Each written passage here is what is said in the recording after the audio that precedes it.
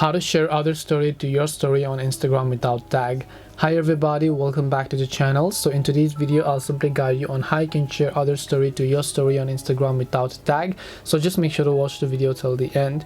In order to share other story on Instagram without tag, all you have to do is simply go ahead and then first of all open up Instagram. Now when someone mentions you in a story, it is easy to add that story to your story because you'll most likely see it in your DMs, and then you'll find the option to re-add them to your story.